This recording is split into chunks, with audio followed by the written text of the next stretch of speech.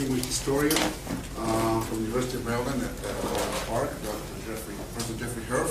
And I have had the pleasure of hearing Professor Herf give a few seminars. You probably don't know, but he gave one of his most famous ones was at NYU. Shortly after Tony Judt wrote a piece in the New York Times about the Israel lobby.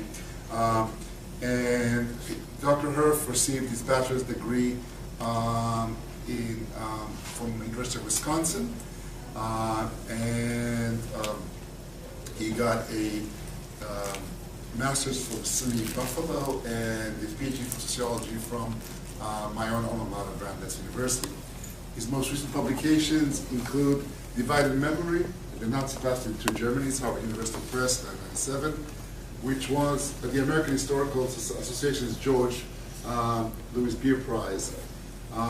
He's got The Jewish Enemy, Nazi Propaganda During World War II and the Holocaust, Harvard University Press 2006, which was the winner of the National Book Award for the work on the Holocaust, and Nazi Propaganda and the Arab World.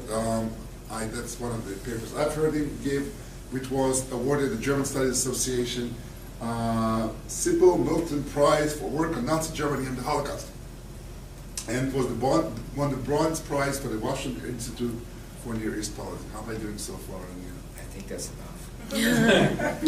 In addition to that, he is just even better than that. Is it enough? Okay, so today, Professor Herf gives a talk that draws on research that he's currently doing on the era of secular anti-Zionism, secular anti-Zionism in East Germany. I suppose those are archives that are right now becoming much more available. Please join me in welcoming Professor Herf. Thank you. I'm here because I couldn't say no to Charles Small, and Charles is caught in traffic at the moment and should join us shortly. I miss Tony Judt very much. I remember the seminar that you mentioned, and Tony was a very fine historian, and we agreed about 80% of the time.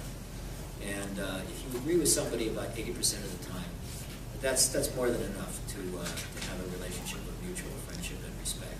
And even if you profoundly disagree 20% of the time, and that was sort of the nature of our relationship. It's very sad that he's not here.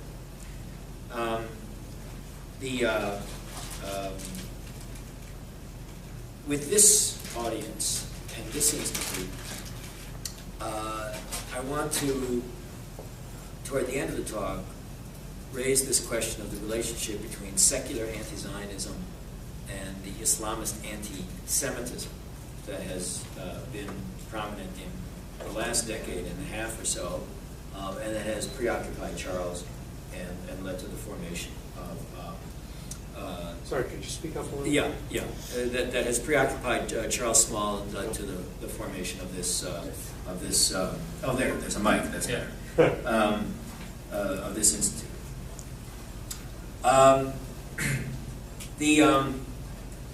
This work in progress is a sequel to a book that I wrote in 1997, Divided Memory, and one half of Divided Memory is about the suppression and repression of the Jewish question in East Germany, and I examined the East German chapter of a Soviet bloc-wide phenomenon called the anti-cosmopolitan purges. And what the purges meant after 1953 was that to be a communist, or to be a member of a communist party, was to be an anti-Zionist. One could not be a supporter of the State of Israel or an advocate of Zionism and remain within the communist movement or communist parties. This was not the case. Now, and in West Germany, the German Communist Party was banned in the early 50s, so the Communist Party was not a factor in West German politics. And the generation that came of age after the war in West Germany was generally liberals and left-leaning young people were pro-Israeli and traveled to Israel and worked on kibbutzim and the like. And as you know, the West German left became famous in West Germany, in Europe, and really around the world for its for the activities of several hundred people who engaged in 2 decades of very, very violent terrorism, such as the Red Army faction, the Revolutionary Cells, the Baader-Meinhof gang, and these groups generated a great deal of attention in the media. Actually, there's a good film called the Baader-Meinhof Complex. Maybe some of you have seen it. And a lot of the attention that has been devoted to the question of post-war Germany and the Middle East has been devoted to the questions of West German terrorism. Now, I've been doing research in the files of the East and the West German governments at the time, and the files of the West German Interior Ministry, comparable to our Justice Ministry, contain fascinating records of government cases, and the files of the West German Supreme Court as well, the counterpart to the Attorney General, very detailed records about what the various terrorist organizations were doing. When the West German police, the special police units that were devoted to dealing with the terrorist groups, raided a safe house in West Berlin, Frankfurt, Hamburg, Heidelberg, they would find maybe 5 pistols, 2 machine guns, some material for explosives, the kind of material needed to engage in bank robberies, political assassinations, and bombing of an airline office, perhaps, or serious stuff. Over the period of 1970 and 1992, the Red Army faction murdered about 34 people, which is a pittance compared to what terrorists have done in recent years, but it was a lot. Now, interestingly enough, East Germany did not engage in terrorism in West Germany, but East Germany was far more consequential than the West German terrorists for events in the Middle East, and for a very simple reason. The West German terrorists were the extreme wing of a left-wing social movement. The East German government was a government. It had embassies in the Middle East, it had intelligence organizations, it had a military, the whole scale of what it could offer to the Middle East was of a whole different dimension. And it was a member of the Warsaw Pact, allied to a military superpower, the Soviet Union. So in fact, while East Germany has aroused far less interest in recent decades in the media, it was far more important than the Red Army faction and the Revolutionary Cells and June 2nd movement for what was actually going on in the conflict in the Middle East. So that's why tonight I want to turn our gaze to the German Democratic Republic, or the GDR. In the book that I'm working on, I will have a lot to say about the Red Army faction and the Revolutionary Cells and the West German scene. But tonight I want to talk about the East Germans. And the conclusion that I've arrived at is that the East German government was in something approaching a state of war with the State of Israel. And that if its policies and the policies of its Warsaw Pact allies in the Soviet Union had succeeded, the State of Israel would have been destroyed in the 1970s or 1980s. And the reason that the State of Israel was not destroyed was, of course, primarily what the Israelis had done, but also the United States. And I think that one of the things that historians do, is to remind us of how things looked in the past before looking back at them through the prism of 1989. In 1973, which I'll get to in a bit, during the Yom Kippur War, things looked very dire for Israel, and it was as a result of the American resupply operation that the Israelis were able to recover from their initial losses. But there were other resupply operations going on the Soviet side, including those of East Germany. Now I want to talk about those later. Now, the reason that East Germany was so antagonistic to Israel had several sources. First, the East Germans were communists. That is, they were Marxist-Leninists. And we don't think about that enough, or think it through. And as Marxist-Leninists, they believed that the global economy was dominated by the United States global imperialism, and that the United States and the Western European and Japanese capitalists were responsible for the impoverishment and suffering of most of the world. And that the State of Israel had become what they called a spearhead of American imperialism in the Middle East. So this was a genuine conviction based on communist ideology. Now then there were other motivations.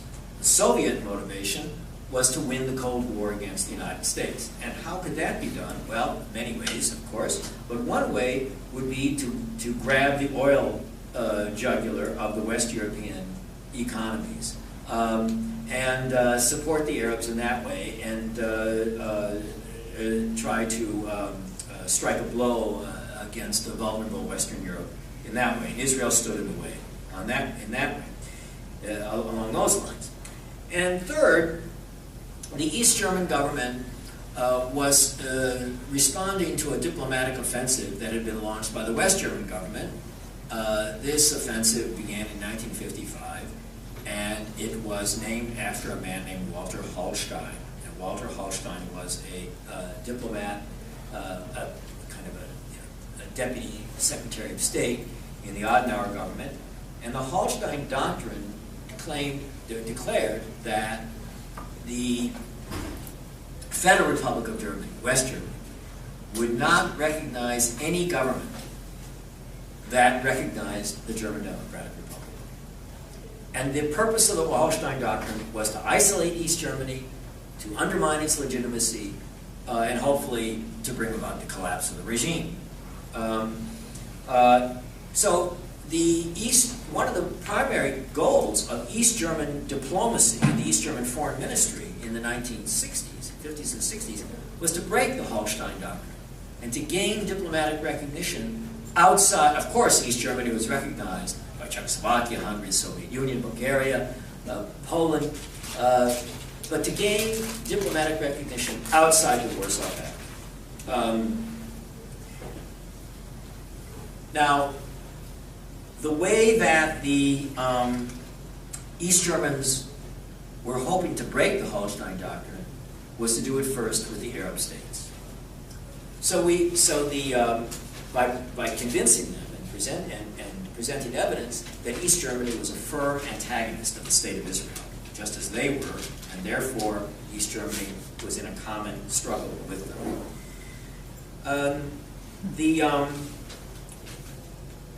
1967 is of enormous importance in this story.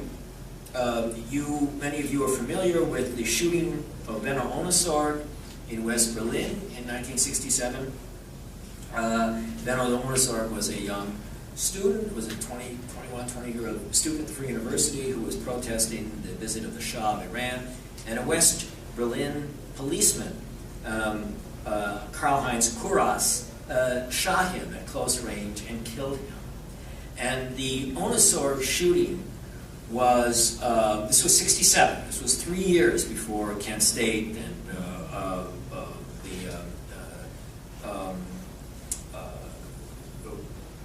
it was early.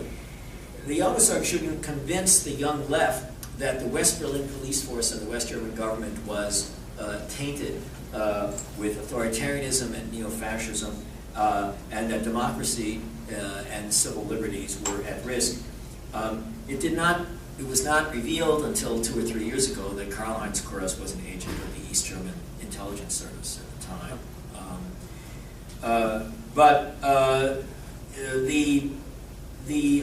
A political complex emerged in the June days of '67. because the enthusiasm for Israel in West Berlin was most pronounced in the newspapers published by a man named Axel Springer, who was a conservative. And so there was this complex that was established and lasted for decades. The Springer Press and the conservatives support Israel. The conservatives are attacking the New Left. The police shot Ben-Atar, and therefore we are opposed to the conservatives, so we're going to oppose Israel.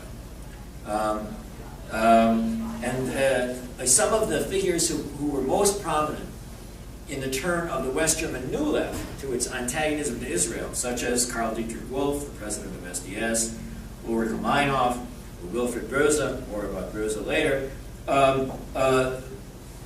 date their radicalization to the June days of '67, more so than the famous spring of 1968.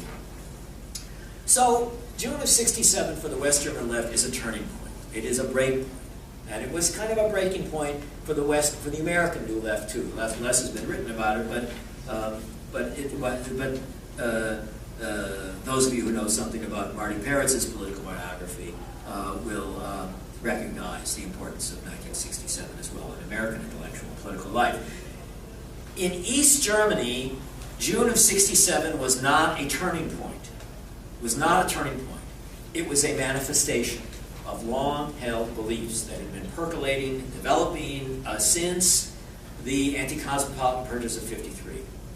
Now, to the outside world, and the world that wasn't paying close attention to developments within East Germany, it came as a stunning revelation and a shock when, on June 15th, Walter Ulbricht, the General Secretary of the Socialist Unity Party and the leader of the East German government, gave a speech in Leipzig.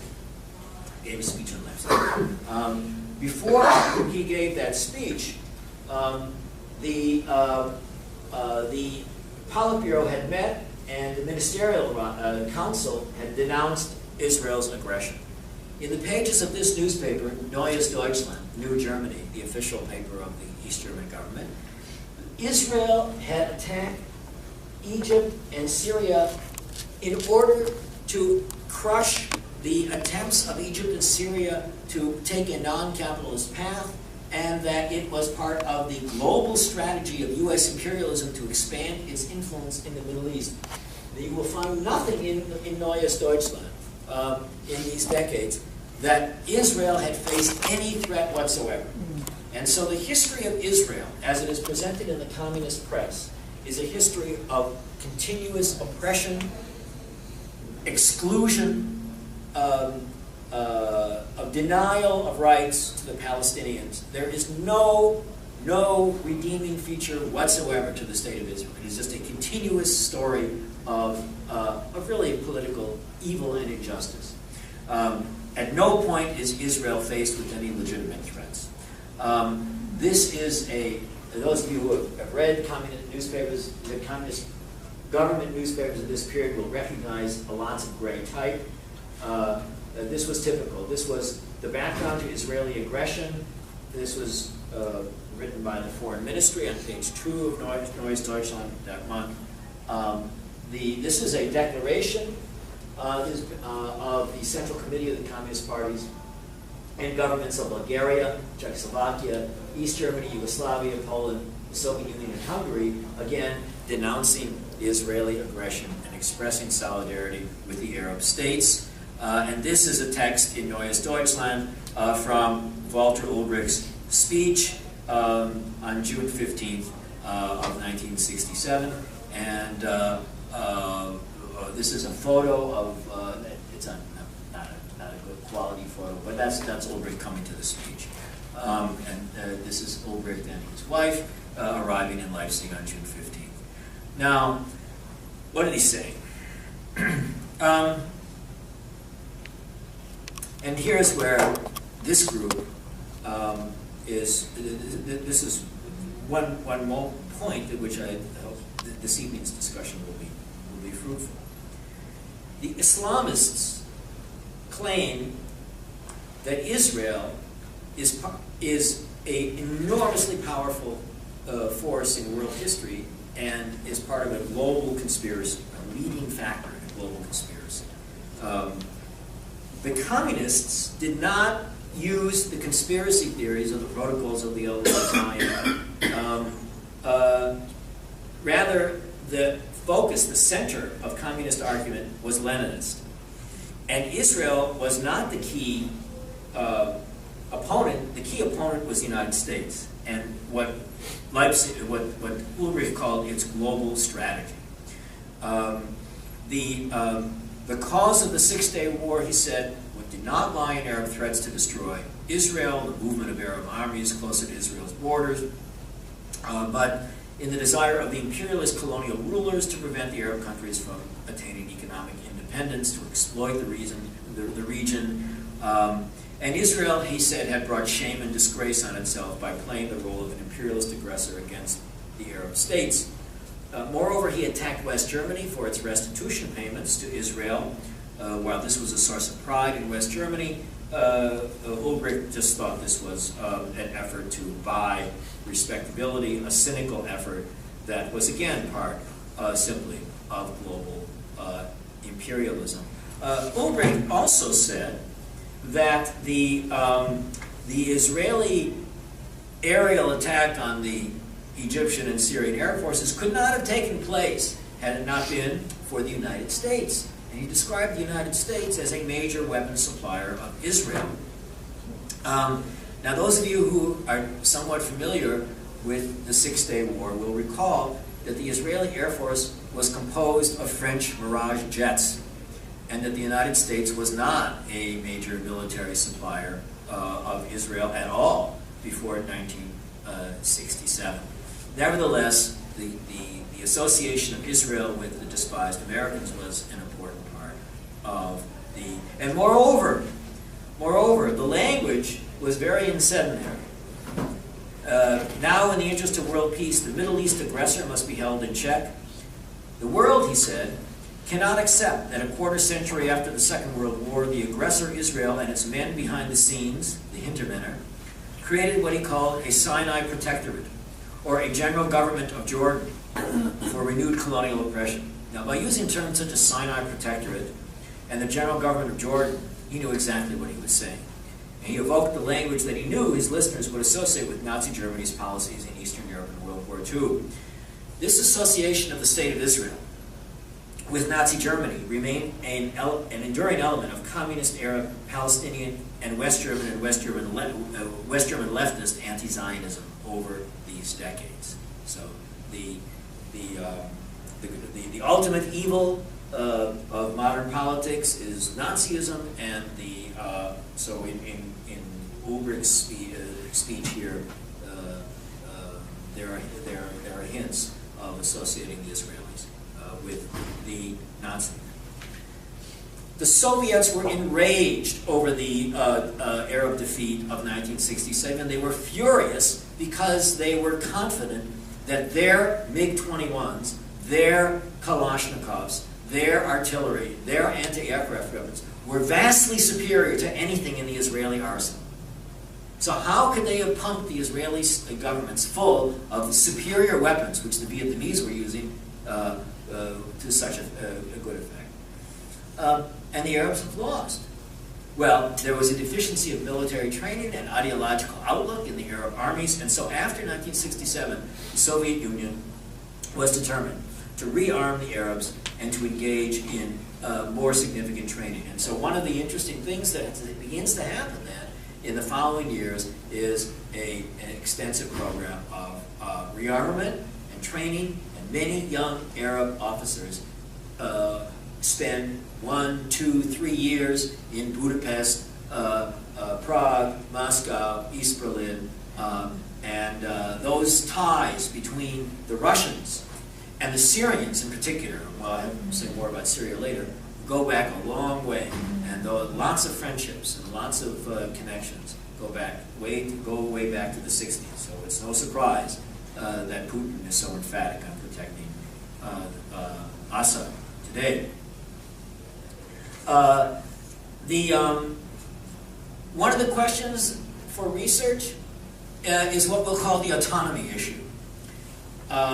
East Germany was totally dependent on the Soviet Union for its survival.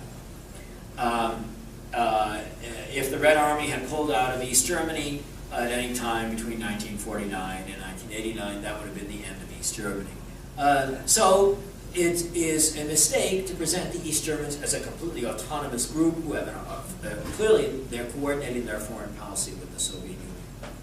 But I have not seen evidence of a lack of enthusiasm among the East Germans regarding the attack on Israel. And in 1969, Ulbricht wrote to Leonid Brezhnev to propose that East German volunteers join what he called a war of attrition against Israel. That is, and send young East Germans to fight against the Israelis. Nothing came of it, probably because Brezhnev understood that Ulbricht's proposal was a propaganda disaster, that if East German soldiers were actually fighting against the Jewish state, this would not be easy to explain to anybody outside of the East German Politburo. Now, then, those of you who know my work know that I'm interested in politics and ideas, and I write a lot about ideas. But in this project, I'm also interested in, as it were, when the rubber hits the road, the consequences of ideas. In particular, weapons. I had to expand my German vocabulary doing this research. I didn't know the German terms for Kalashnikov and rocket-propelled grenade and various kinds of explosives, so I've learned a great deal. At the center of the relationship between East Germany and Syria, the Palestine Liberation Organization, Iraq, Egypt, Libya, at the center of the military relationship was a man named Heinz Hoffmann, who was not famous. He was born in 1910, he died in 1985. He joined the German Communist Party in 1930. He fought in the Spanish Civil War. He survived the Nazi years in the Soviet Union.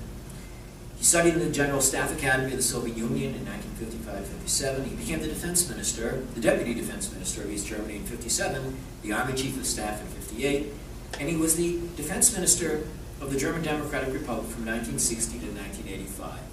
And it was the central figure in the military alliance between East Germany, the PLO, and the Arab states. So the files, the Hoffmann files, are in the East German Defense Ministry in Freiburg, and they are fascinating. They are fascinating. We are in the beginnings of. At the end of this project, of course, I'll want to come up with a figure or figures about how much, the size of arms shipments going from the Soviet bloc as a whole and East Germany. So it's very much a work in progress, and I'm dealing now with fragments.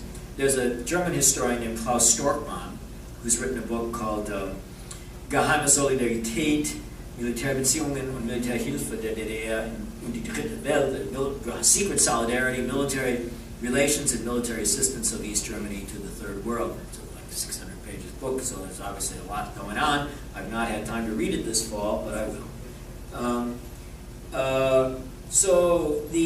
In 1969, a memo from Hoffmann's office indicates that East Germany was in contact with the Egyptian Air Force and Navy, and it was repairing MiG-21 jets. It had exported by 1971 29,000 machine pistols and 12 repair kits for MiG-21s to the Egyptians. Now, by spring and summer of 1969, the combination of diplomatic support, propaganda support, economic assistance, and military assistance had led to the biggest breakthrough in the history of East German diplomatic history. That is, breaking the Holstein Doctrine. And the Holstein Doctrine was broken. The first state to break the Holstein Doctrine and establish diplomatic relations with East Germany was Iraq. On April 30th of 1969, became the first non-communist government to establish diplomatic relations with East Germany. The foreign minister of East Germany was a man named Otto Winzer, and he displayed his hostility to Zionism early in the anti-cosmopolitan purges, and in his joint declaration with Foreign Minister Abdul Karim al-Shikli of May of '69, they stressed their common antagonism, the commonalities of struggle against the forces, this is in the communique, of imperialism, neo-Nazism, colonialism, and Zionism, and stressed the need for closer cooperation with all anti-imperialist forces to check the maneuvers of imperialism and Zionism.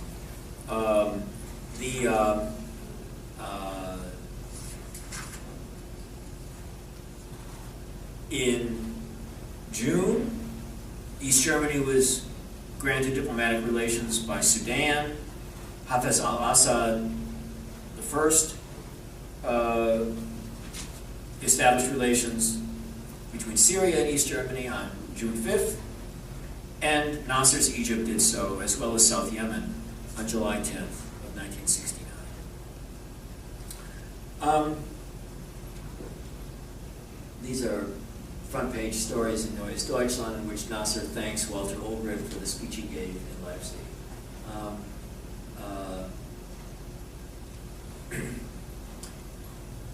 In October of 1971, Hoffman led an East German military delegation. This is Heinz Hoffman, and this is Admiral, what's Werner's first name? Admiral Werner, oh here it is, Waldemar Werner. That's the leadership of the East German military.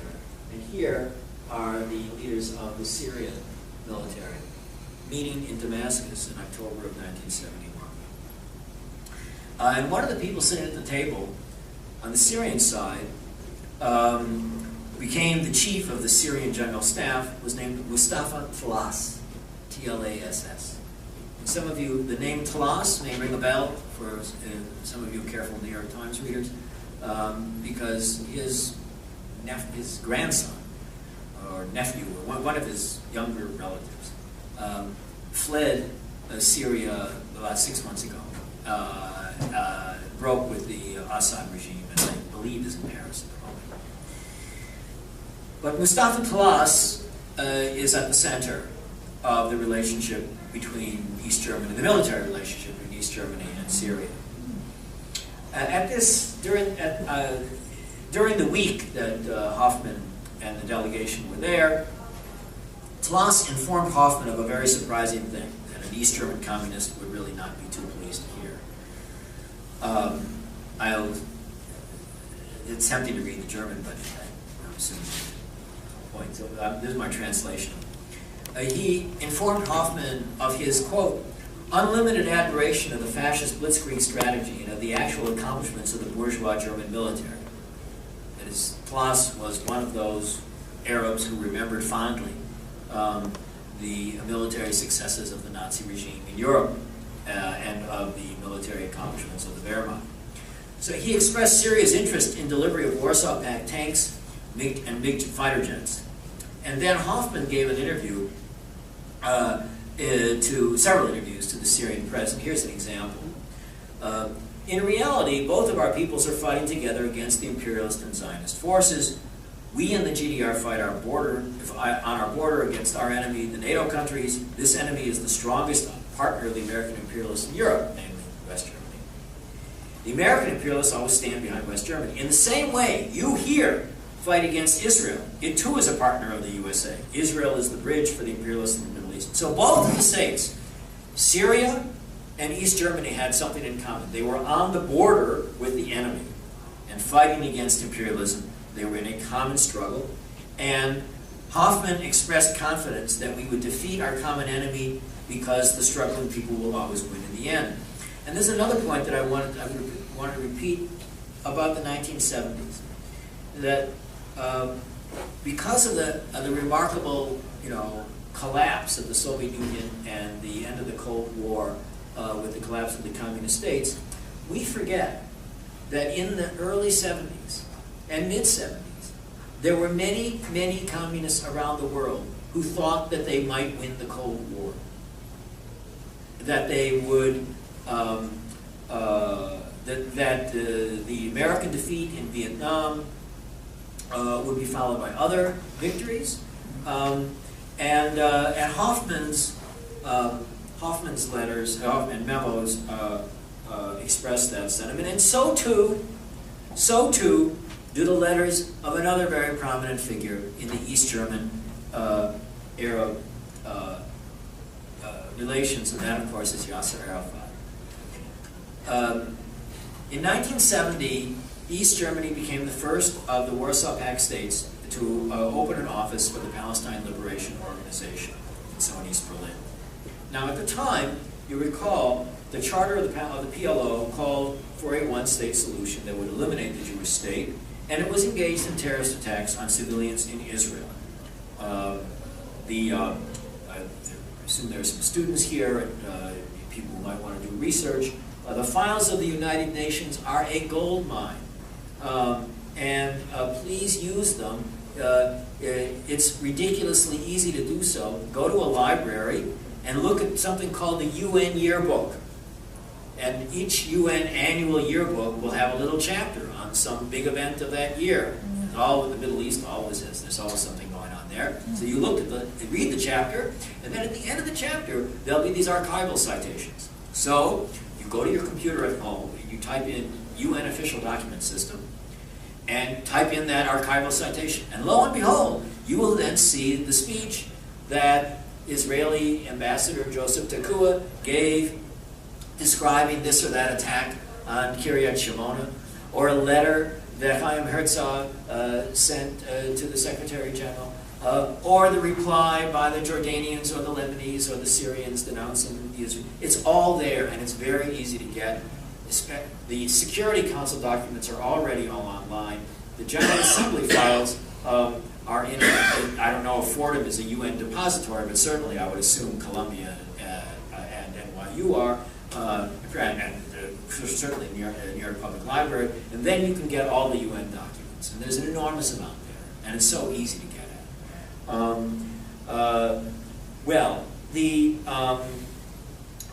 And there's a lot of description by the Israeli delegation to the United Nations, almost day by day in this period, of this and that attack on this and that village, and how many people were wounded, and who was captured. And the detail is astonishing. Now, Arafat visited East Berlin. This is a fun photo. This is Hafez al-Assad in 1978, visiting East Berlin. That's the Brandenburg Gate. This is Gerhard Grunenberg, the point man in the Politburo for Middle East Policy.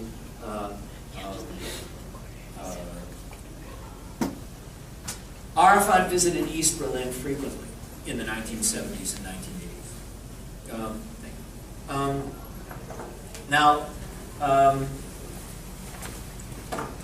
After the Munich massacre at the Olympics, carried out by an organization called Black September, Arafat publicly denied PLO involvement. Western intelligence agencies assumed that Black September was one of many organizations he had helped to create that would give him plausible deniability when they engaged in such activities. On September 17th of 1972, that is just 2 weeks after the attack in Munich, Arafat wrote to Walter Ulbricht, he wrote to Erich Honecker, to Ulbricht's successor as head of the state and party, Erich Honecker, about what he called the action in Munich. And it's a long letter in which he denies that the PLO was responsible for the organization Black September, but he did not directly say the PLO had nothing to do with the action. And most of the letter argues to put the action in the context of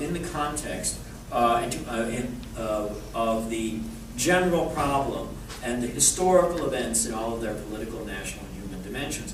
So that when Honecker and the Politburo read the letter from Arafat, they knew that they were dealing with a man who was offering justifications for the attack in Munich. He arrived first in East Berlin in 1973. He met the Politburo for the first time in 1973,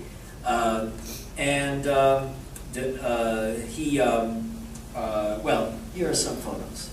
This is Arafat meeting Honecker again in 1978, in 1982. this is Arafat in 1982 speaking at the kind of dinner that one would have, here at the Council on Foreign Relations. A fancy dinner. Everybody's dressed very well, behaving properly. This is Hanukkah. This is Arafat giving an after-dinner talk. This is a time when Yasser Arafat, in many parts of the world, is regarded as a leading terrorist and hardly a respectable figure. But they could go to East Berlin and they could be treated with respect. They could go to East Berlin and be treated as they were members of a government. Somebody that you sit around the table and have dinner with.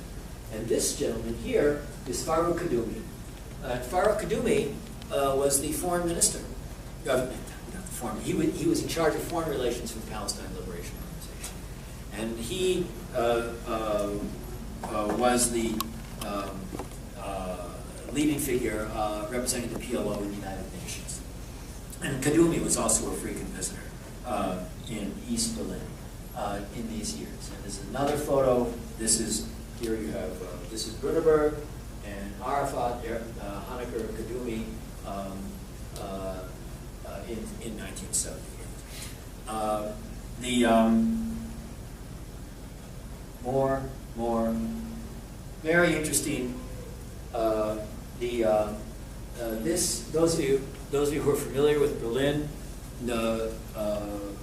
may have stood where the photographer is standing, because the photographer is standing in the middle of something called the Neue Wache, which is the memorial to victims of fascism and militarism, which is understood as a memorial really to the Red Army as well.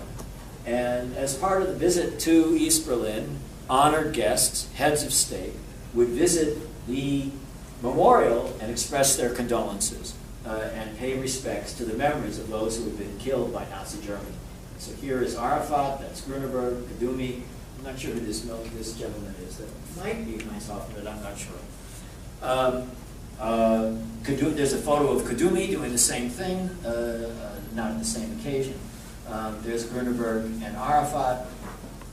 The history of communism is a history of friendships, of personal connections, of people who met each other all over the world over many, many years. It's a huge world. And historians have only begun to scratch the surface of the real history of international communism. When people hear the phrase international communism, they think Rosa Luxemburg, they think Lenin, they think Zimmerwald, they think Kienthal, they think the 1920s and 30s, as if international communism ceased to exist after that. No, international communism, it had a lot to do with airplanes and hotels and conferences and people really, from all over the last thing the East Germans were was isolated.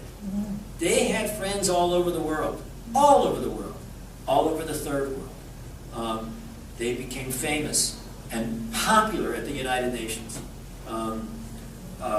for their antagonisms to the United States and to the Zionists. The agreements that were signed that are in the archives of the Politburo in Berlin by Arafat and Grunberg on August 2nd of 1973 included East Germany's commitment to, quote, support the Palestine Liberation Organization with deliveries of equipment of a non-civilian nature. In 1975, the agreement was renewed, the agreements also included treatment of wounded fighters in East German hospitals and fellowships, or not fellowships, but money for students from East Germany to come study, from the Middle East to come study in East Germany. I'm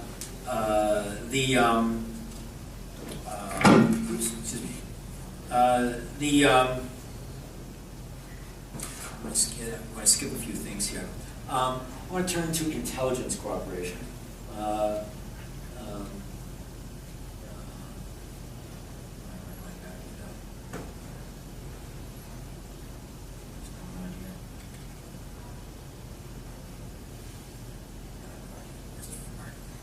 Forget this. We'll talk for a bit. the intelligence cooperation. The files of the Ministry of State Security, the Ministerium für Staatssicherheit,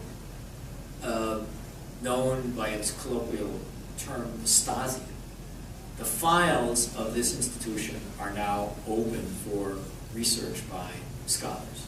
And last spring, I was able to spend time working in the Stasi files. The director of the ministry was a man named Erich Milka. In 1979, he signed an agreement of cooperation with a man named Abu Ayyad, who was the head of the intelligence agency of the Palestine Liberation Organization, to foster cooperation between the two of them. In August of '79, they agreed that a representative of the PLO intelligence services would have an office in East Berlin. And from then until the collapse of the regime in '89, Abu Ayyad, or his second-in-command, Amin al-Hindi, met several times a year with Milka or with Gerhard Neiber, the director of what was called the Counterterrorism Division of the Stasi. And the Stasi files of the meetings of these gentlemen are extensive and fascinating. On July 15th of 1980, Ayyad met with officials of the Counterterrorism Division to discuss terrorist forces and their activities. That's the title of the conversation. The PLO, Ayyad said, distinguished between what he called right-wing terrorism, left-wing terrorism, and, quote, terrorist forces that are active in the interests of the Palestinian resistance movement, unquote. Now, he rejected right-wing terrorists and left-wing terrorists, but, he said, the PLO supported the other terrorist forces and at times worked together with them. Unterstützte die PLO die anderen terroristischen Kräfte, arbeitete teilweise mit ihnen zusammen. Now, a striking aspect of the discussions of these gentlemen is the complete absence of euphemism. When they're sitting in, when they're talking to one another, there is no joking about how one man's terrorist is another man's freedom fighter. No, they don't even use the term revolutionary violence, not to mention counter-violence. They're simply talking about terrorism. They understood very well that terrorism was the intentional use of violence against non-combatants, and that it was part of the political arsenal of the communist parties and of the, quote, national liberation struggle.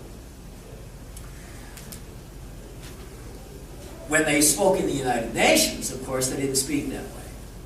And there were big battles in the United Nations about, what is terrorism? And the Soviet Third World Bloc was attempting to redefine the term and redefine terrorism in that context as legitimate revolutionary violence. But when they were just being perfectly frank with one another, they spoke the truth. Now, why would they cooperate?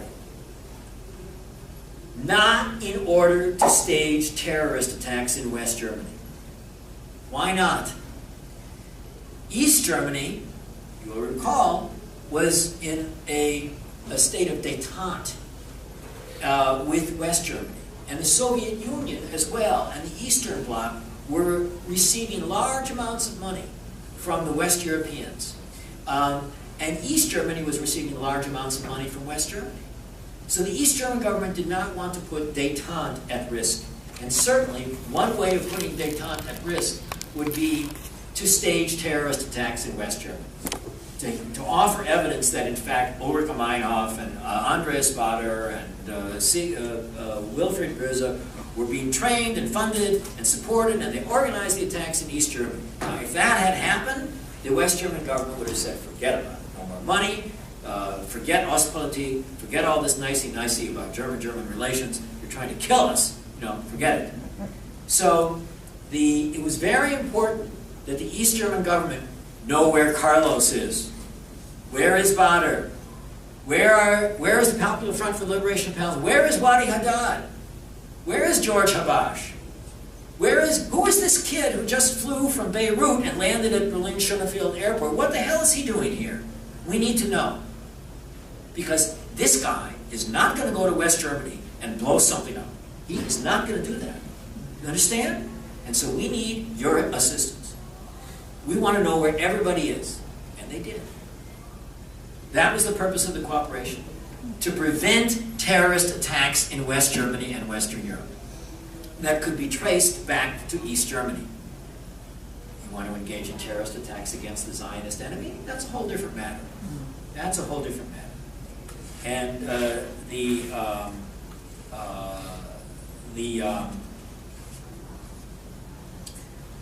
Stasi files do have evidence about weapons.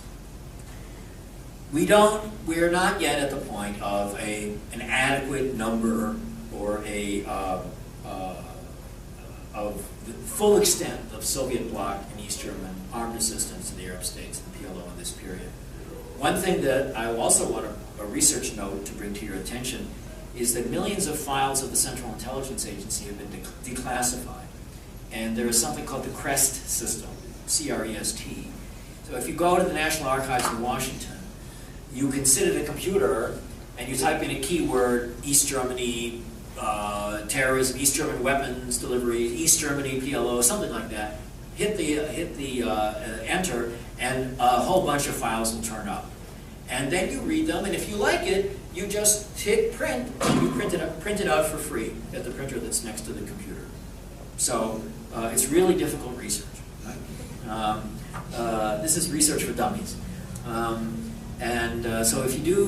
if you're historians, Mark Kramer at Harvard tells me that the CREST, there's now efforts to put the CREST files online.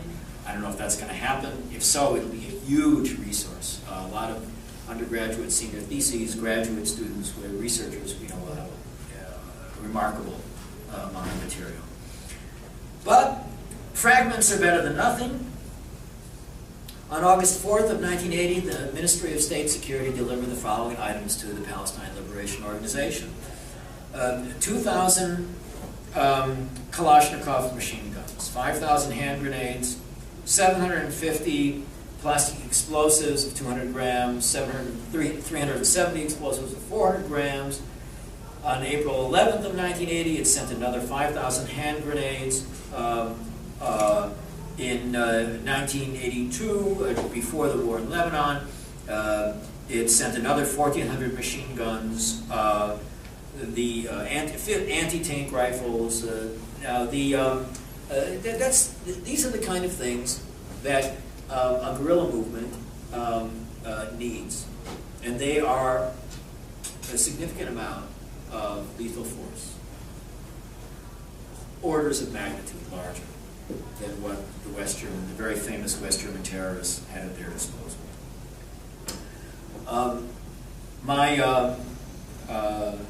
Let me see.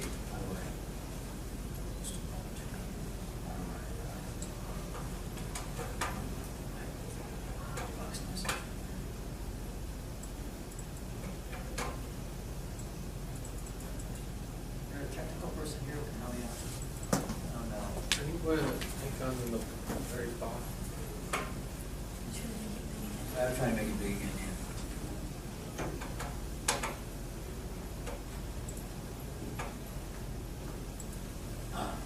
Thank you.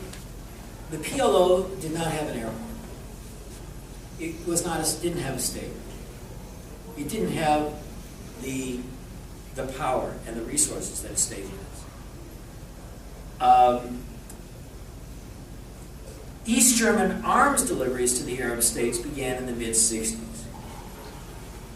And here's where the War of 1973, the Yom Kippur War, is interesting. It's particularly well documented in the East German Defense Ministry files.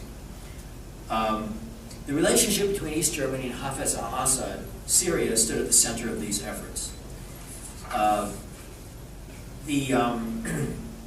This is a map which I found in Freiburg in the East German Defense Ministry files. This is a map. Again, it's not easy to see here, but the real map is about as big as this. Clearly, there was a labor of love. Somebody wanted this map was on the wall of offices in somebody's office in the East German Defense Ministry. And it is a map of the voyage of two ships, the Klosterberg and the Klosterfeld and the Freiburg, in October of 1973, from East Germany to Syria. And again, East Germany was small, 17 million people, didn't compare with the power of the Soviet Union. But as a historian of Germany, I am interested in the fact that any German government would be sending arms to people who were at war with Israel. Now, the cargo on these two ships was of 2,200 tons of military equipment. And it included 62 Soviet T-54 tanks with the necessary experts and ammunition, 300 anti-tank rifles with 24,000 shells, 75,000 grenades, 30,000 landmines. At the same time, a squadron of 12 MiG-21 jet fighters of the East German Air Force were flown by East German pilots to Syria, and the planes were then flown in combat against the Israeli Air Force by Syrian, but apparently also by Soviet pilots. This is what is called Operation Aleppo, and the German journalist, Stefan Meining, television journalist, has written about this, and I think done a television program about it. Now, these 2,200 tons was a fraction of what the Soviet Union was sending, and it was also a small fraction of the massive resupply operation ordered by President Nixon and then Henry Kissinger, called Operation Reforger, which led to 15, 18 flights a day of these enormous C-17 transports that resupplied the Israelis in this very crucial moment. I think the October of 1973 underscores, as few things have done in the post-war period, just how important the United States became for the survival of Israel. Had that not happened, who knows what would have taken place.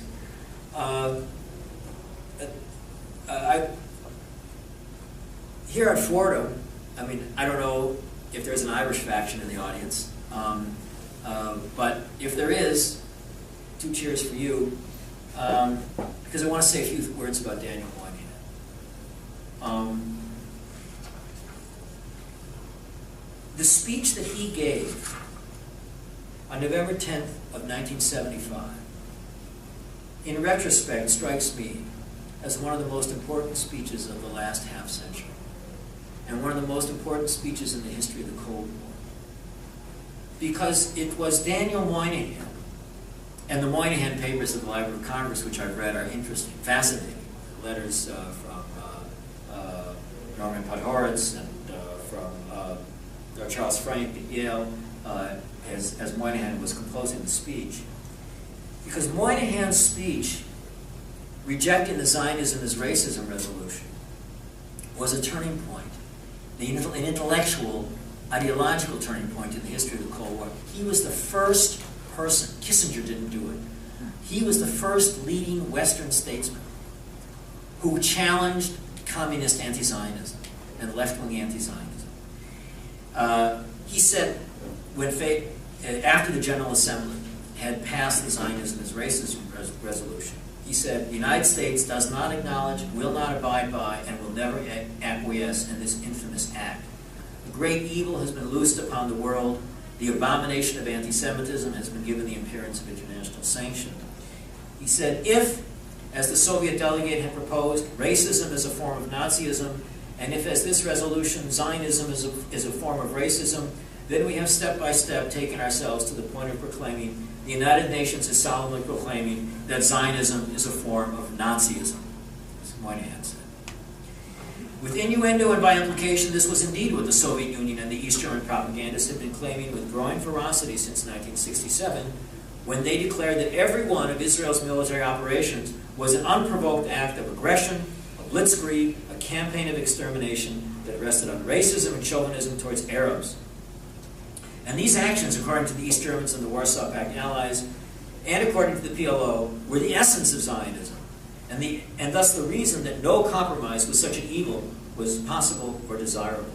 It was why Arafat wrote, as he signed his letters to Honecker, that the revolution had to be conducted to victory, which would only mean the end of the Jewish state, presumably based as it was on racism and imperialism. In November of 1975, Daniel Moynihan became the first major political figure of the Western Alliance to say clearly and publicly that what we have here is a lie, he said, a political lie of a variety well known to the 20th century and scarcely exceeded in all that analem on truth and outrage. And the lie is that Zionism is a form of racism. The overwhelmingly clear truth is that it is not. Well, whoever is our new ambassador to the United Nations better do as well as Moynihan in the very difficult months to come, I hope. Now, I want to close with some questions that I think are pertinent to the purposes of this institute.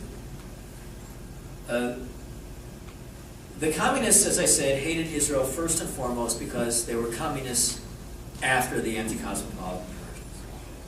And they associated Israel with global imperialism. They didn't hate Israel because they hated Judaism. They didn't hate Israel because they had quotes from the Quran that called Jews apes and pigs. They hated Israel because they hated imperialism and capitalism. The East Germans hated Israel because it was effective diplomacy to gain recognition, and also because they were very orthodox communists. But I do think that it's accurate to say that East Germany was in a state of war with Israel. I haven't really come across a better term to describe it. It wasn't just antagonism, it wasn't just hostility, it wasn't misunderstanding. This was war. And if they had succeeded, and if the Soviet bloc had succeeded, they would have destroyed the state of Israel in one of the wars. Now, that raises the question of what is the connection between what I've been discussing this evening and what Charles has been preoccupied with, namely Islamist anti-Semitism. Nobody is going to argue if they read the Hamas charter, or they read what Osama said, or they look at the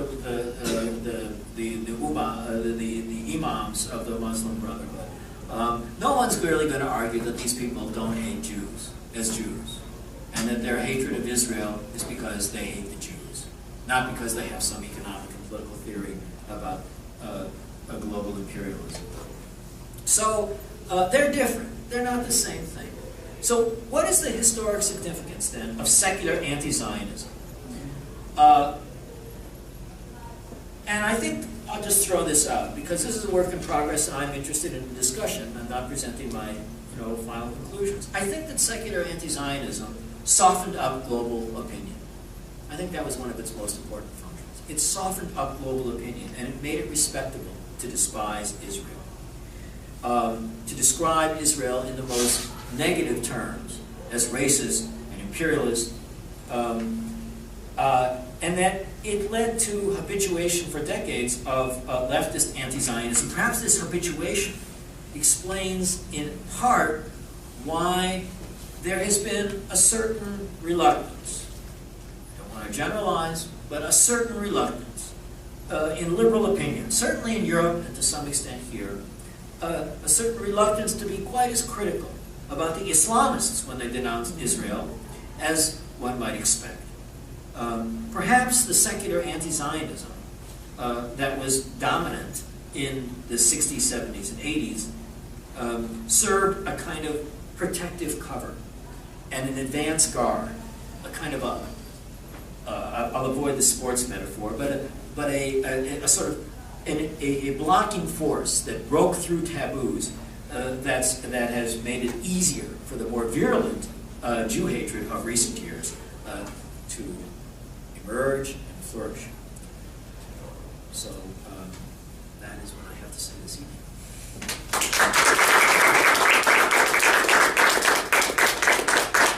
And yeah. All right, so I have a few comments, questions, not in any good order, so I apologize. One element that that I'm surprised you haven't mentioned, and it could be that it's the footnoting I'm giving is not a good one, but I recall watching some documentary by ABC, I believe, about the relationship with the Stasi and the Munich attacks. That, and, it might be, again, I'm sorry that but I think there is a charge that those who committed the Munich attack were actually transported into Germany through East Germany and through the... That I've not seen. It's possible. But, I mean, I just, you could, I'm sure you could. One thing... I don't know if it's true or not. I'm just... Yeah, I will be looking into it. One thing that did happen after the Munich attack was that the West German government, as you can imagine, was embarrassed, humiliated, furious, and the terrorists in Munich made various phone calls during the action to people who were members of something called the General Union of Palestinian Students, GUPS, and the General Union of Palestinian Workers, GUBA. And their GUPS they were the organized groups at about 28 different West German universities. Hans-Dietrich Genscher, who became the foreign minister, was the interior minister, and he cracked down that. GUPS was banned. The West German investigative agencies were producing evidence that these people had been involved in preparing the attack and helping, and several hundred people were deported in the fall and winter of 1972, and some of them, when they were deported to the Middle East, then came back to East Germany. So that certainly is well documented.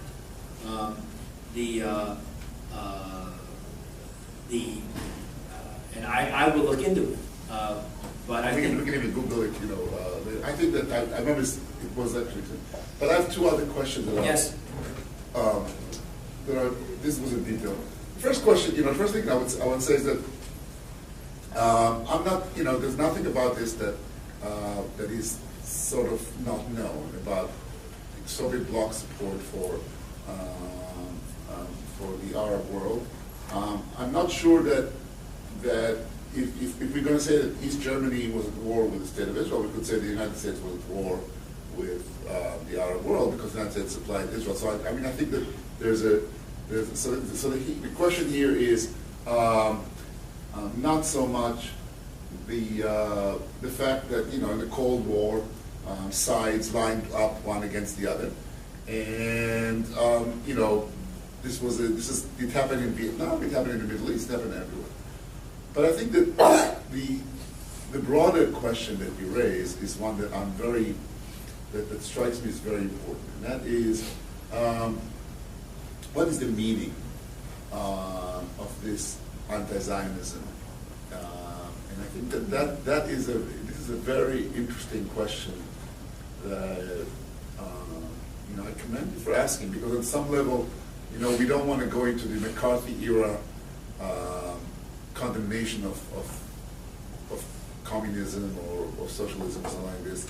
And yet there is this element, there's this kernel of anti-Zionism that comes from there that is quite powerful. Well, for historians of communism, the anti-cosmopolitan purges for a historian of communism are of enormous significance.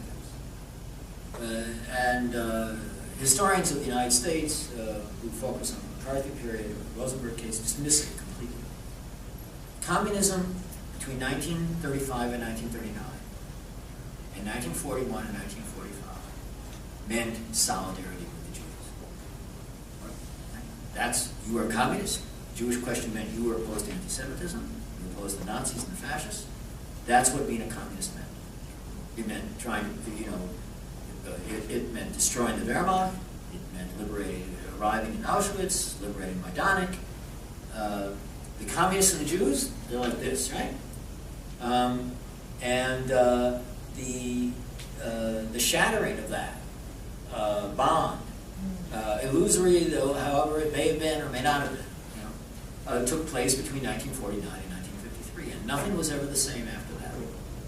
To be a communist after 1953 was to be an anti-Zionist. You could not be a communist and still support the state of Israel. And there were there were not a lot of Jewish communists who took this position. There were some. There were some sort of non-Jewish Jews, in Isaac Deutsch's phrase. And we spent a lot of time asking ourselves, was this anti-Semitism? Was it anti-Zionism? And the reason that the talk tonight was sort of mundane in some ways was because I'm a little bit at the moment less interested in what's going on, what people really feel about Jews. What I'm more interested in is what they're doing to help kill them. That's what I'm most interested in. And as a German historian, I find it to be a very important question in modern German history that there was a German government after Hitler that was sending machine guns to people who were firing them at Jews. Yeah. So in essence, that's my provincial sort of German historian's question. But David. Right. So you're a German historian, but I kept thinking of the roads leading back to the Soviet Union, and I'm wondering if you yet have a sense in your research and what through the secondary literature we know of the Soviets' position, how the study of the East German relationship with Arafat against Israel might enlighten us differently from how the study of the Soviet relationships would. Enlighten us about what? Well, about sort of the nature of, for example, secular anti-Zionism, if you've called it, I think that's a good term, about the course of the Middle East conflict as it unfolds and the power alliances. That is, I mean, you at the beginning you talked about the question of autonomy, so in a way maybe I'm trying to get at that too. But does the East German route into the question of Israel's place vis-a-vis the Soviet bloc, Israel's, the Palestinians' relationship, tell us something substantially different, or from what a study of the Soviet archives might, which I know if you haven't looked at Soviet archives might be an unfair question, but. Well, so the Soviets were more vicious and more willing to say blatantly anti-Semitic things than the East Germans were. The Soviet statements they are tougher and nastier.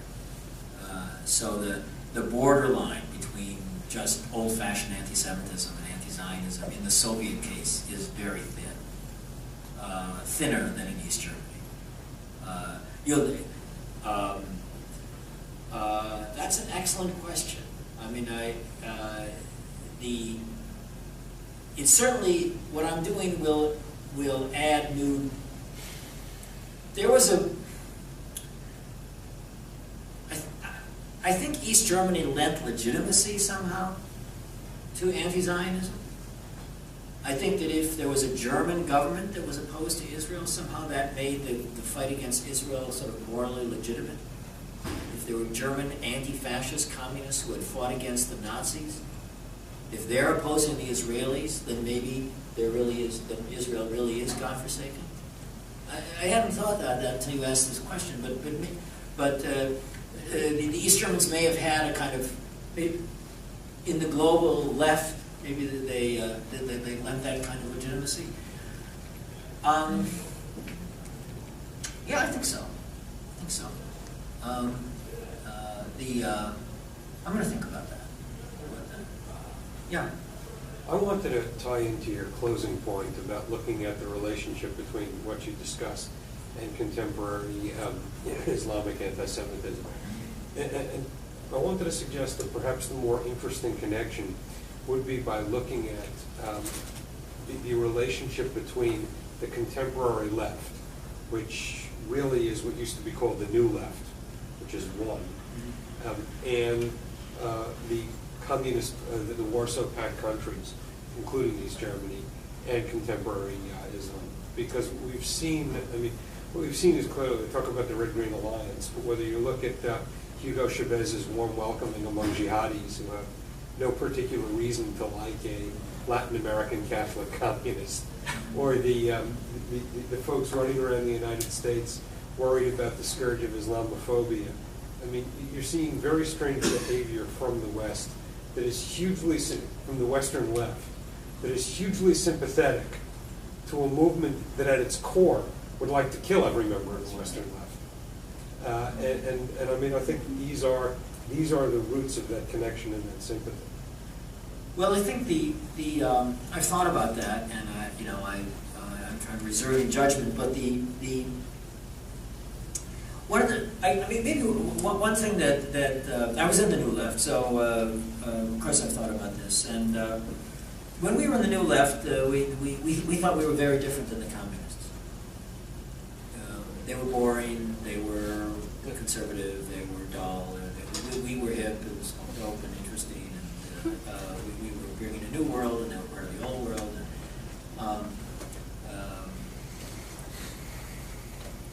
But in terms of the actual positions regarding events in the world, the banners on at the demos in West Germany regarding the Israeli-Arab conflict that were put there by, sponsored by various Marxist-Leninist groups or New Left groups, they weren't so different from the East Germans in terms of their position. They were supporting the PLO, they were supporting the Arab states, they were denouncing Israel. So maybe one thing we need to do is to think about how, in terms of the positions that people took, how much difference really was there. I mean, in a way, it's not so new. By 1969, the New Left was effectively pro-communist, supporting the victory against communism in the war. It was not anti-war. And so, I guess also what I'm saying is not so terrifically new. In Germany, for example, Rudi Dutschke is an interesting figure because he wasn't into the Middle East. That wasn't his bag. He was Vietnam, Latin America, global imperialism. It's interesting.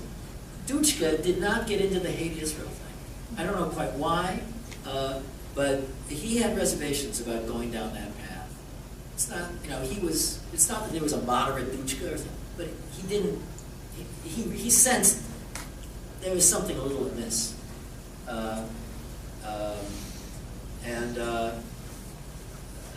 Robert Wistrich is kind of more blunt than I am about all this, and he basically describes Marxism and communism as an anti-Semitic tradition. And going back to Marx's essays on the Jewish question, and stresses the similarity of anti-capitalism and the association of the Jews with capitalism and that kind of thing. So if you write the history of Marxism and communism that way, then the Popular Front of 1935 to 39 and 1941-45 and the anti-fascism of the Second World War are these 8 years of exceptional communist-Jewish solidarity after 1917 or after the 1920s perhaps. And the norm is a certain skepticism and distrust. But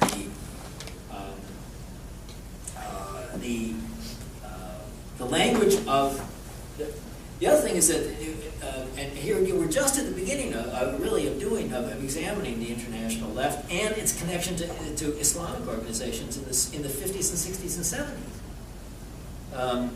The Islamic organizations around the world were denouncing American imperialism. So there's a certain rhetorical overlap that just doesn't go back to the last 10 years. It goes back a long way. No, of course. Yeah. Well, I mean, what I'm suggesting is that for many years, for most of the 20th century, the Western New Left was a minor movement. It was part of the Western left, and it was never in control anywhere. Whereas the Eastern European communists certainly were a huge and major and important force. But in fact, the Western left survived the end of the Cold War intact. And so the balance is shifting. And rather than the communists trying to absorb the Western left, what happened was the new left absorbed the communists. And you've ended up with this hybrid movement that is, I mean, in American terms, it's today's Democratic Party represents the victory of the Henry Wallace wing over the Harry Truman wing. Well, I don't want to get into that. I don't want to get into that. I mean, there's something to be said for it, and not to be said for it. But I will say this. I'll speak as a German historian. I'm not going to put on my political hat too much tonight. The German Studies Association had 12 panels 3 years ago devoted to the state-of-the-art history of the German Democratic Republic. 40 papers, 30 or 40 papers, 12 panels. Not one dealt with East Germany's relation to the Middle East. So I said, well, what's going on? So the next year I organized a panel. And there was a young German historian named Lutz Mecker, who's finishing a doctoral dissertation on East Germany and the PLO. Another young woman who's doing a dissertation about East Germany and the relations with Yemen. Herman Wenker, who's a professor and directs the Institute for Contemporary History and branch in Berlin, author of a huge book about East German foreign policy within the limits of Soviet influence. We had a wonderful panel. So why was it that you could have 12 panels and 40 papers and there's no interest in what I was talking about tonight? Is it like an unimportant issue that East Germany was adopting this kind of policy towards Israel? Of course, there are many panels about coming to terms with the Nazi past and everything about Auschwitz.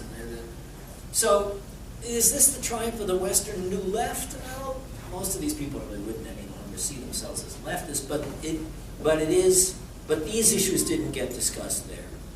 And so I said, now this is something that I'll do.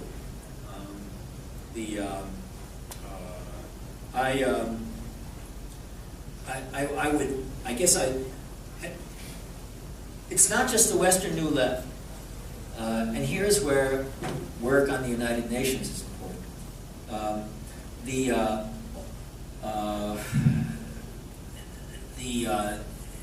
The denunciation of Israel at the United Nations beginning in the 60s was massive and continuous, and I think that had an effect. I think it has an effect if you're always being told that this state is, various forms of evil. Without any association with a lunatic interpretation of the Quran or the Protocols of the Elders of Zion. None of that. Maybe the significance of what I've talked about tonight is that these views of Zionism are part of modern political discourse. They're modern political discourse. They're not part of some retrograde vision of returning to the 7th century. And in that sense, they become more respectable. Yeah, so sorry I'm late. I was late. You didn't miss the best part. Okay. Thank you for your presentation. So my question is, in your previous work, you make this very important connection between the Nazi regime and Nazi propaganda to its influence in the Middle East. So my background is social theory, cultural studies, post-colonial studies, and in this body of literature, we look at the impact of the social construction of identities, of notions of otherness, of belonging. We look at the impact of race and gendered relations on economic, social processes, even in language, symbols. So my question is, in this work, is it such a leap of faith to wonder why there's such a profound or an important element of anti-Semitism in Eastern communist bloc country, like East Germany or the Soviet Union, when anti-Semitism, there's this sort of imaginary break that we have in our minds in the social sciences that 1945 starts this new era. And yet the ideas, the symbols are, I would even use the word, ingrained in the civilization when it comes to the Jew. So the images may change, the incarnation of the other Jew changes, transforms even in a Christian society, in a capitalist society, in a communist society. But the break with the perception of the Jew as the other is consistent. The image changes, the discourse will change. So I'm wondering if is it so surprising that there's this strong...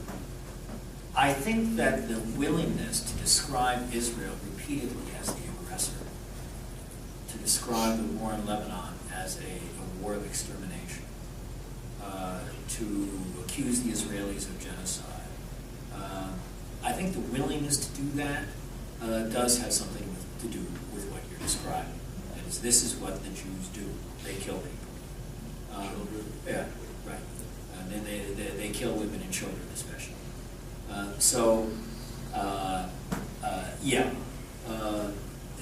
There's another element of this, and that is that the Israelis also have a voice. And throughout this period, the Israeli ambassadors at the United Nations and Israeli foreign ministers are saying, you're saying we're doing X, Y, and Z, but in fact we're not doing X, Y, and Z. We're doing A, B, and C. So the willingness to believe the worst entails a refusal to accept that what the Israelis are saying is true. That you never give them the benefit of the doubt. The Israelis are saying, no, it's not true. We didn't intentionally bomb this village. Or, no, it's not true that we're waging a war of extermination in Lebanon. That's not the case. So the willingness to write these kind of narratives about Israel is to say, we don't believe what the Jews are saying. And there is but I think this notion of ideological softening up and ideological preparation, because Eric Honecker would not want to sit down to dinner with Osama bin Laden. They wouldn't want to sit there sitting next to, Ayatollah Khomeini and hear him tell them about how the Quran. Well, first of all, he would just announce them as infidels and hopelessly atheists and all that.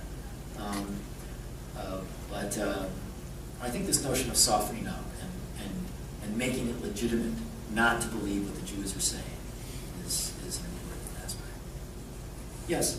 I have a question sort of about that notion of softening up, but particularly the type of material alliances that were motivating East Germany in terms of, if you take that sort of paradigm for the reasons why there are political relationships during the Cold War, when the Cold War ended, how did those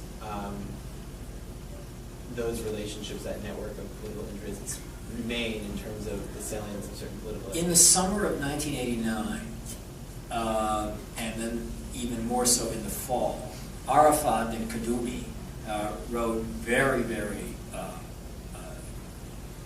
upset letters to East Berlin. What is going on?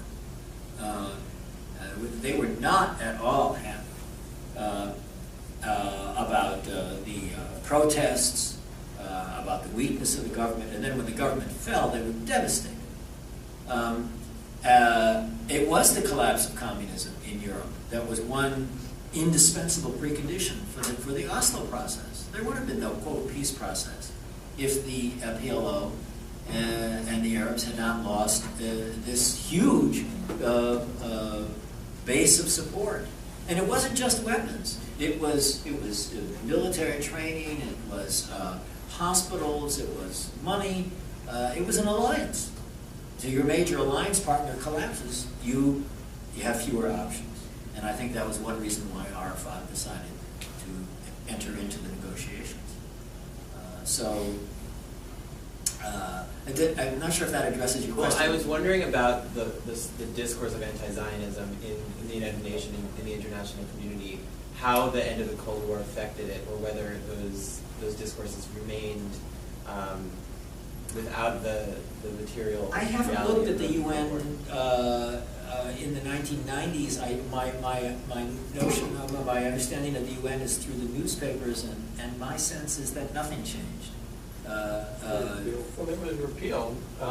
Yes, excuse me, you're right. Yes, that's right. The Zionism as Racism resolution in 1992, I think, was repealed. That's true.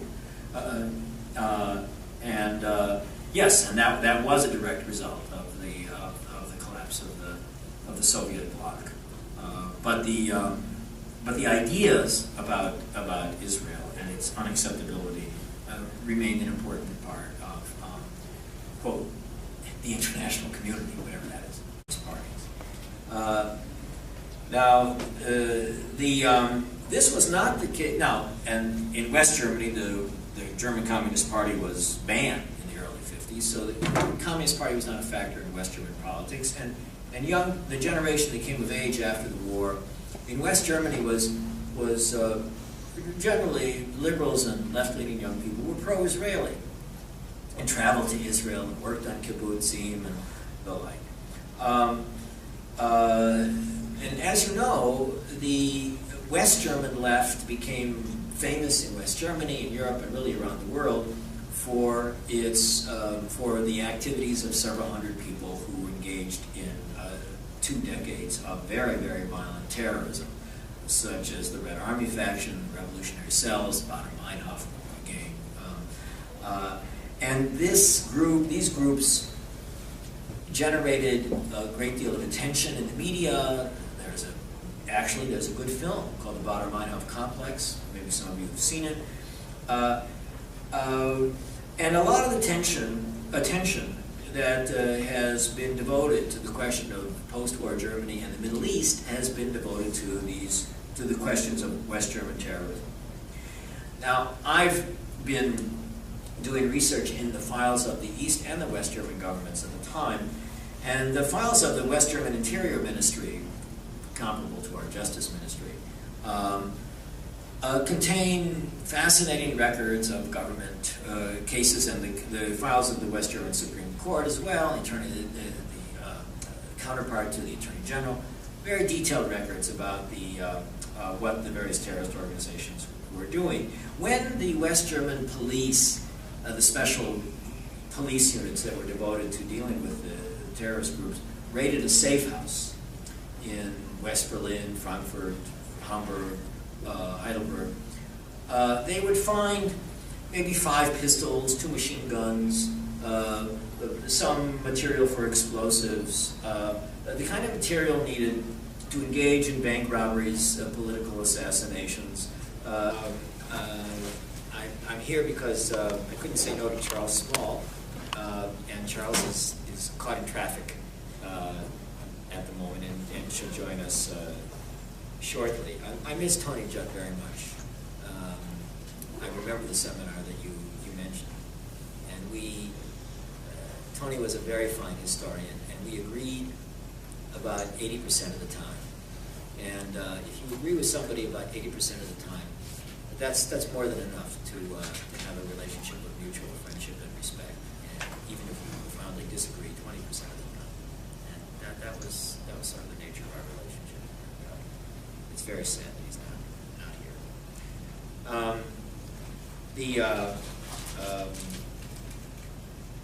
With this audience and this institute, I want to, toward the end of the talk, raise this question of the relationship between secular anti-Zionism and the Islamist anti-Semitism that has been prominent in the last decade and a half or so, and that has preoccupied Charles and led to the formation of... Sorry, could you speak up a little bit? Yeah. That has preoccupied Charles Small and led to the formation of this... oh, there's a mic. That's better. Of this institute.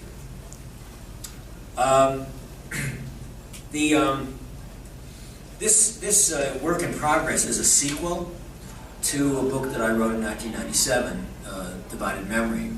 And one half of Divided Memory is about the suppression and repression of the Jewish question in East Germany. And I examined the East German chapter of a Soviet bloc-wide phenomenon called the anti-cosmopolitan purges.